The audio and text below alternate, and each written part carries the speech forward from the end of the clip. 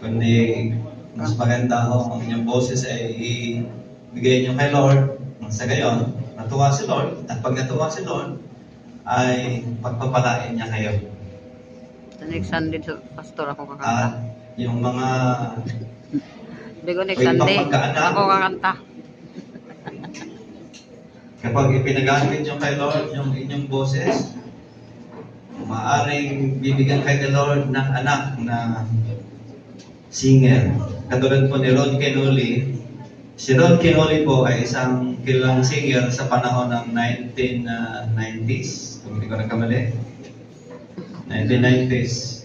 Habang binubuntis po siya ng kanyang ina, dinidikit si Ron Kenoli ng kanyang nanay.